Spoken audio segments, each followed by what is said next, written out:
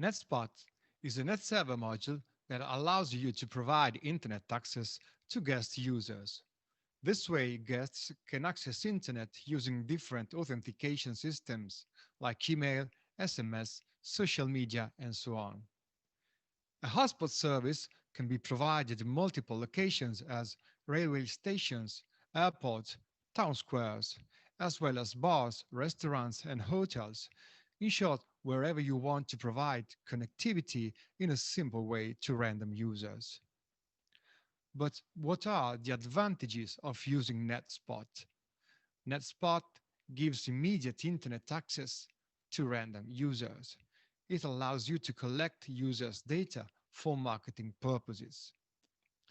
It records browsing sessions for security purposes. It has a modern and customizable interface. And last but not least, thanks to the different access systems, it can also be used in very different environments. For example, many customers use it widely also in schools. Now we can have a brief look at what happens when a user connects to NetSpot. The hotspot network is open and it does not require a password. After connecting to the network, the captive portal opens automatically. After confirming the terms of use and privacy settings, you can authenticate yourself with the method you prefer. Supported authentication modes are the following. First, we have the social login, where you can use Facebook, Instagram, or LinkedIn. Then there are email or SMS. And finally, there is also the voucher login.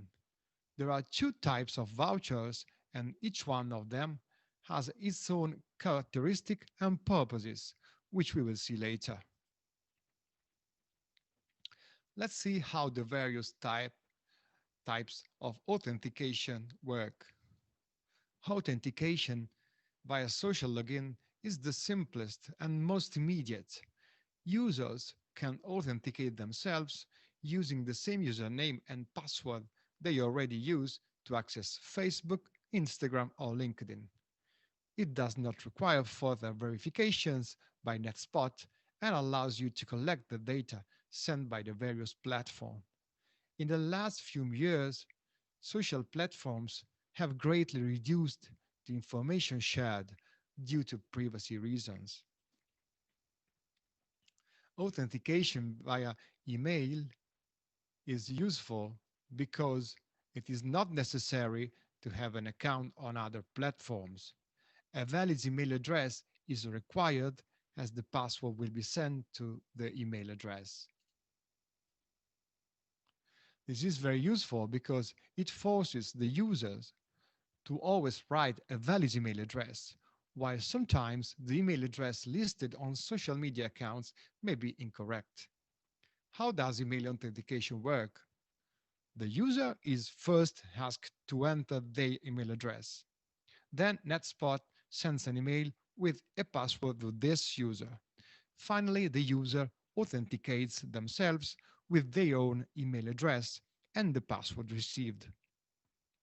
As soon as the user sends their email address, the system activates a temporary session and allows internet access for 5 minutes so that the user can read the email and be able to authenticate themselves. SMS authentication works in a similar way to the email one, but it is more secure because in most countries, each telephone number must be associated to an identity document. The user is first asked to enter their telephone number. Then NetSpot sends an SMS with the password to this user. Finally, the user authenticates themselves with their own phone number and the password received. SMS management is integrated on NetSpot, so you just need to buy bulk SMS packages in the NetEasy shop and they will be loaded into your reseller account, ready to be used with your hotspot instances. And now let's talk about vouchers. Vouchers are codes that we can generate and distribute to users. They are very flexible and they support multiple usage modes. For example, they can be used only once or many times. They can be intended for a single user or for many users at the same time. We have seen that vouchers can be of two different types. Let's see the differences between them and the purposes for which they exist. Let's start with a standard voucher. The standard voucher is not an authentication system, but a way to limit access to the hotspot service. When using a standard voucher, a code must be entered before reaching the authentication page. Once the code has been provided, it will be possible to access the authentication page and register for the service using one of the methods already explained. Each voucher has its own properties. The main are auto login, or the possibility of being recognized by the system without having to authenticate when connecting again. Limits for bandwidth, time or traffic, and account duration. So we will use a voucher to access authentication section. Then we will authenticate with one of the available modes. The created account will inherit the properties of the voucher. Let's see some examples of usage. We can allow access to the hotspot service to hotel guests only, preventing outsiders from connecting.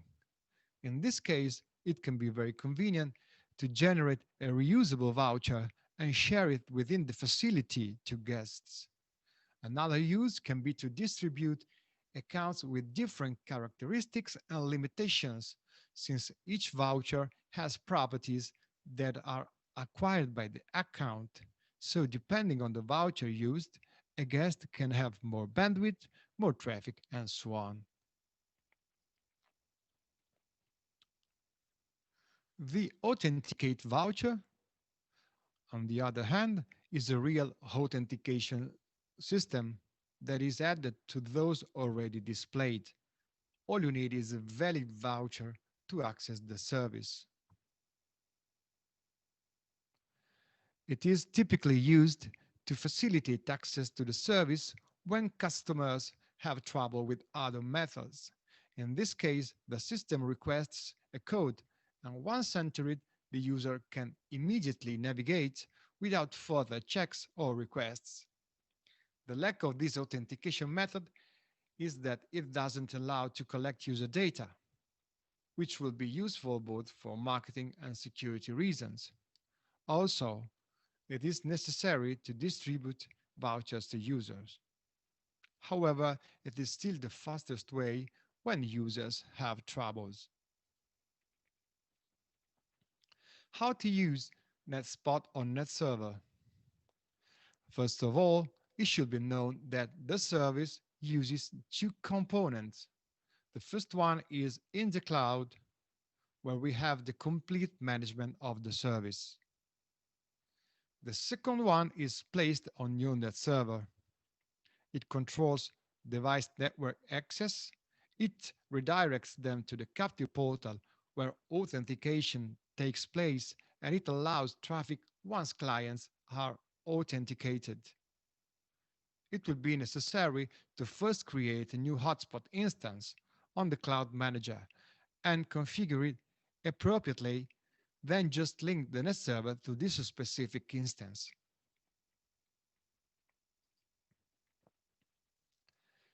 You can find the management console at my.netspot.com.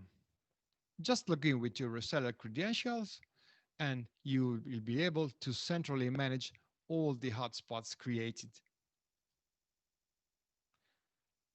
Let's see the most important sections of the cloud management panel. The hotspot section allows you to manage the hotspot instances.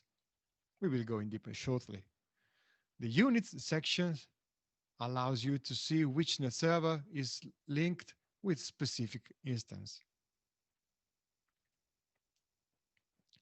The guest section contains all the accounts data collected by the system, like account type,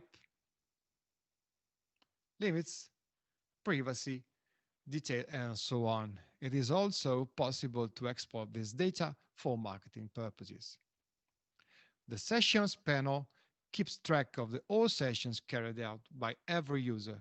It records device data as well as time period, duration, and traffic. In case of need, it is possible to export sessions for inspection.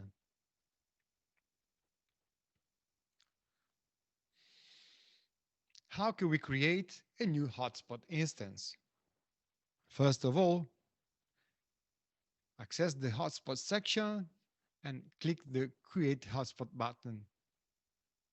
Then fill in all the fields correctly and bear in mind that these pieces of information will be shown automatically in the user disclaimer, which includes the terms of service and privacy policy in compliance with GDPR. Once the fields have been entered, the service can be configured through many different sections. The Preferences section allows you to select the authentication modes that will be available to guests and other options. Only the selected authentication modes will be displayed in the captive portal. And if you select at least one of the two voucher modes, a specific voucher section will appear, allowing you to create, delete, print, and export vouchers.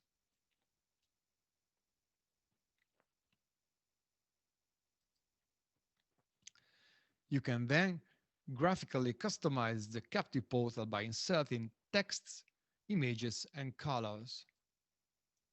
Finally, the system shows customer data and disclaimers. Now we can see how to connect one net server to the specific instance we have created. To do this, we need to have a firewall configured with at least one green and one red interface. In addition to this, a third interface will be needed for the hotspot. The interfaces do not have to be physical, but you can also use VLANs without any problems. We need to connect NetServer to the internet and download the hotspot module from the software center. To link this NetServer to the specific instance, just enter the same credentials used to access my.netspot.com, and the system will show the list of all the instances already created, allowing you to choose the one to connect to. Then select one of the free interfaces to be used for the hotspot service. If the registration was successful, the firewall will be present in the Units section, and the shown MAC address will be the same of the Ethernet card assigned to the hotspot. Regarding the access points, it is important to know that NetSpot works at level 3 of the OSI stack, which is the network layer. For this reason, it can be easily interfaced to a wireless network as well as a wide network. NetSpot can work with any access point, since access points only need to allow communications among devices, acting just like a basic network switch. To make everything work, you must be sure that wireless access is open with no authentication on access points, because authentication must be managed by NetSpot. DHCP must be disabled on access points. NetSpot will provide DHCP service.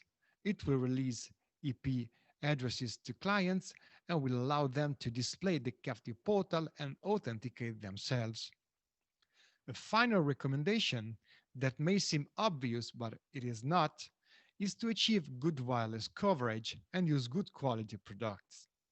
We also recommend to use a centralized controller when there are multiple access points. This is because a hotspot service introduces additional variables to those already present in a wireless network. I'm talking mostly about the view of the captive portal and authentication problems. Very often, they are due to users, but it is vital to avoid infrastructure problems that could make troubleshooting more difficult. And now we are going to see how to configure Netspot to work in a VLAN. This is the recommended installation mode. You need to dedicate a physical interface to access points so that they can go out freely on the internet and stay up to date. In this example, we will use a green network. On the server, enable DHCP for this green network so that you don't need to configure every access point with a static IP address. On the access point controller, define an SSID for the hotspot and tag all traffic on this SSID with a specific VLAN tag. In this example, we used the tag number 10, so all clients who connects to this SSID will have their traffic tagged and separated from the access point management traffic. Connects all the access point to a managed network switch or a VLAN capable one so that it doesn't queue the VLAN tags. On that server, configure the hotspot to work on a VLAN with a tag 10. This way, the interface EMP1S0 will manage two separated traffic flows, untagged traffic from access points and tagged traffic from hotspot clients. Here you can see a small summary of the operations to be carried out. If your access points allow it, please configure client isolation so that clients cannot see each other but only reach the firewall. This slide is present because you can't create a hotspot interface on a VLAN from the web UI, but this is very simple to do with the help of the character console. So I'm going to show you how to do it. First, identify the physical interface and the VLAN tag you want to use with your hotspot network. Then create a temporary green network with the same VLAN ID and physical interface you choose for the hotspot. Finally, transform this green network in the hotspot network via the character console. You just need to paste the highlighted command, substituting the interface name with the one you just created. Once you've done it, you'll be able to register your hotspot unit and you will find this VLAN among the available interfaces for the hotspot. You can also use the hotspot on the physical interface. In this case, the access points and the hotspot clients will be not separated as before. To better manage them, it is advisable to make access points work on a different network class than the one used by hotspot clients. You can obtain this just by assigning a static IP address to access points in another network, respect to the hotspot network. On the hotspot dashboard, it is possible to see the connected clients. There are two different states for clients to have. The first one is DNet. It means that a client received an IP address but is not yet authenticated. The second one is pass. It means that a client received an IP address, it authenticated itself, and now is able to make traffic outside. If you suspect that the problem may be related to the Wi Fi infrastructure and not to Netspot, we recommend to connect a PC with a cable to the hotspot interface and make tests bypassing the Wi Fi infrastructure. This way, you can immediately understand if the problem is related to the hotspot service or it is due to the wireless infrastructure. Of course, this test is not very practical if, uh, if the hotspot works on a VLAN. In this case, it is necessary to properly configure a managed switch to tag the PC traffic or reconfigure Netspot to make it work on a physical network. I hope you find this section interesting. Thanks for your time. See you on the next topic.